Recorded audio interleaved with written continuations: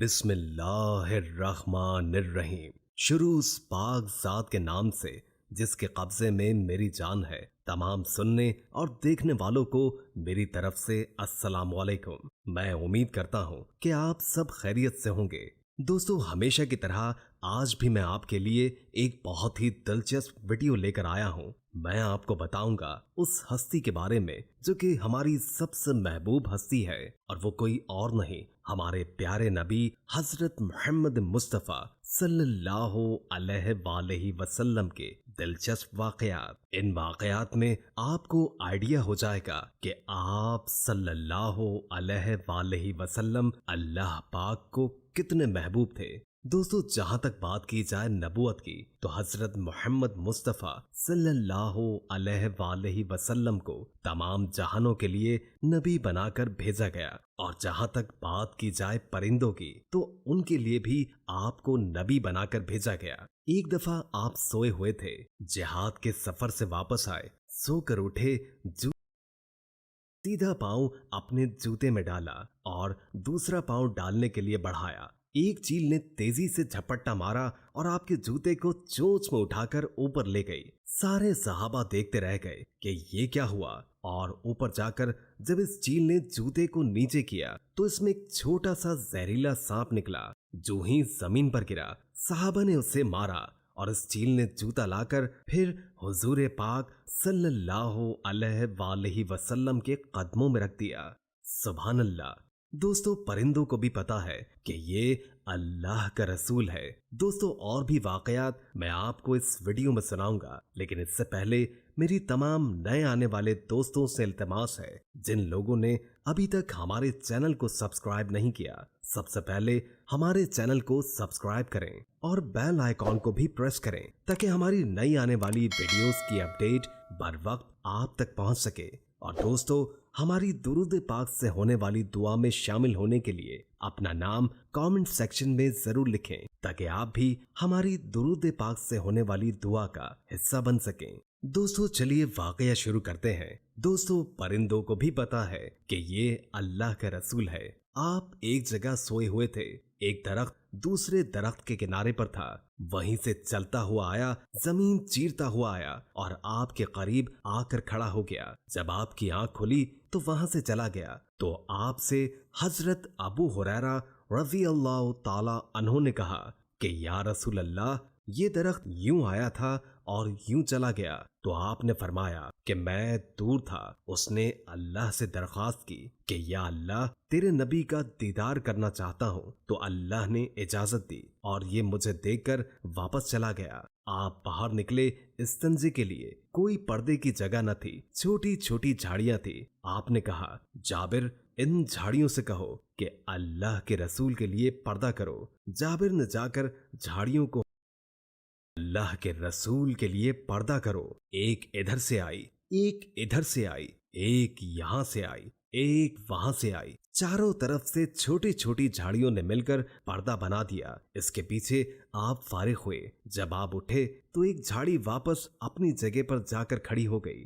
سبحان اللہ، کتنی بڑی بات ہے۔ دوستو، یہ ہے ہمارے آقا کی شان۔ بے شک ان جیسا نہ اس سے پہلے کوئی تھا اور ان کے بعد نہ ہی کوئی آئے گا۔ سردی کے زمانے میں آپ باہر نکلے، حضرت علی کرم اللہ وجہ الکریم کو دیکھا، پریشان کھڑے تھے۔ پوچھا، علی کیا بات ہے؟ علی نے کہا، بھوک لگی ہے۔ آپ صلی اللہ علیہ وآلہ وسلم نے کہا، مجھے بھی بھوک لگی ہے۔ آگے آئے تو چند صحابہ بیٹھے، تو آپ نے پوچھا، کیا بات ہے؟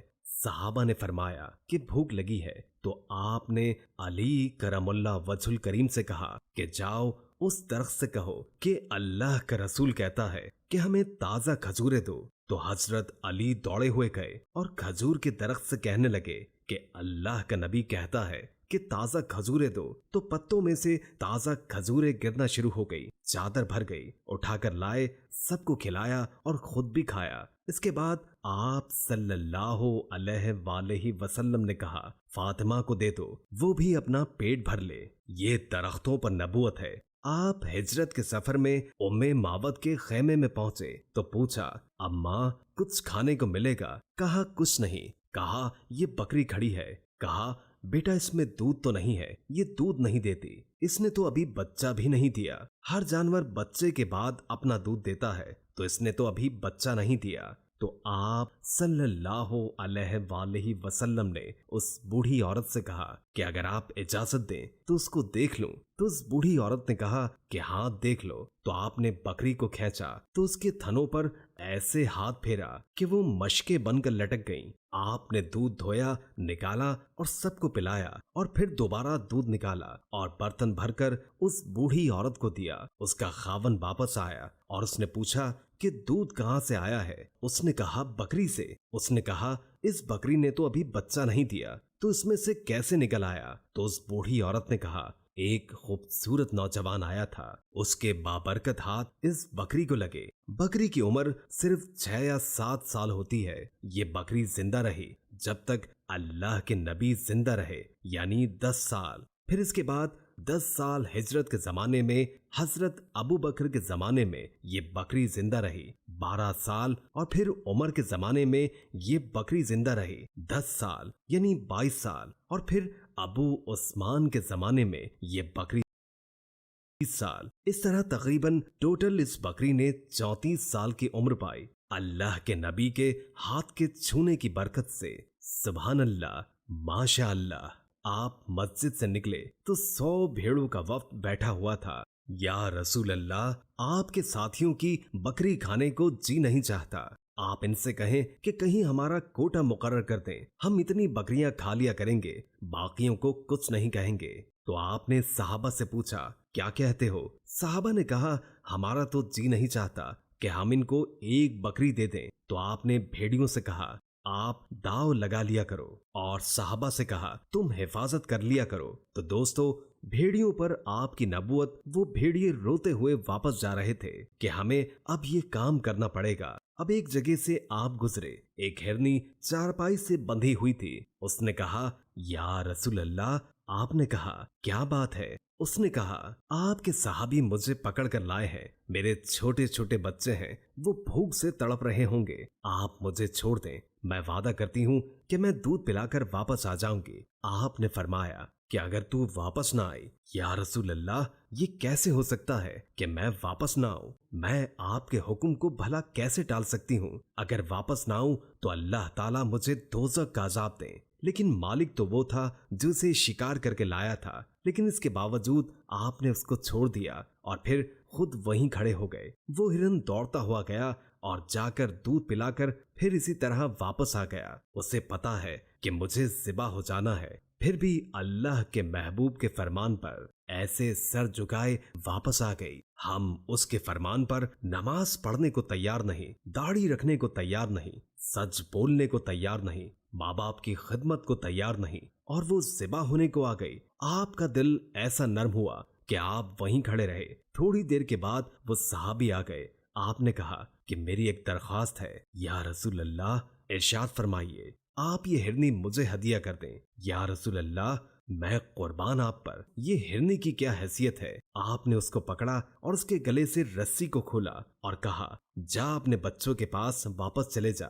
और उसने ऐसे मुड़ मुड़ कर आपको देखा और आपको शुक्रिया अदा करते हुए अपने बच्चों के पास वापस चली गई। आप पत्थर के पास से गुजरते तो पत्थर कहता अस्सलामु अलैकुम या रसूल अल्लाह। अल्लाह ताला तेरा शुक्र है, तूने गर्मी में ठंडा मौसम दिया कि गर्मी के ठंडे मौसम में नाफरमानी करने के लिए मरी का रुख होता है। हाय अफसोस हमारे हाल पर। सारा जहां जानता है कि ये अल्लाह का नबी है, पानियों को पता है कि ये अल्लाह का नबी है। हुदैबिया के कुएं पर पहुंचे तो पानी खत्म, 1500 आदमी, न वजू न पीने का पानी।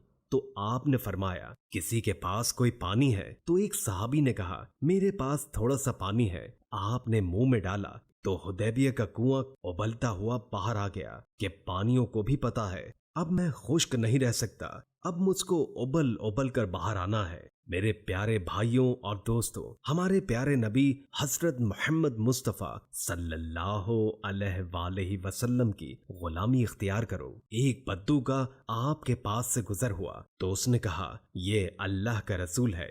वापस आया। अरब के लोग खो खाया करते थे, ये एक जानवर है जो पहाड़ों में हुआ करता है, छिपकली की तरह इतना बड़ा, हाथ के बराबर, बहुत खौफनाक शक्ल होती है। तो उसे वो खाया करते थे। तो कहने लगे, तू अल्लाह का रसूल है? आपने फरमाया हाँ। तो उसने अपनी खो को उतारा जिसको शिकार करके लाया था, आपके सामने फेंक कर कहने लगा कि अगर ये कहे कि तू नबी है तो मैं तुझे मानूंगा, वरना नहीं मानूंगा। वो ऐसे खड़ा हो गया अपने रोब के साथ, सोचने लगा जानवर तो वैसे नहीं बोलता, ये मुर्दा कैसे बोलेगा। आपने उस पर एक नजर दौड़ाई और फिर कहा, ऐ खो। मुर्दा ने पहले आंखें खोली और फिर सर उठाया और फिर कहा, लब्बैक या रसूल अल्लाह, या रसूल अल्लाह, मैं हाजिर हूं।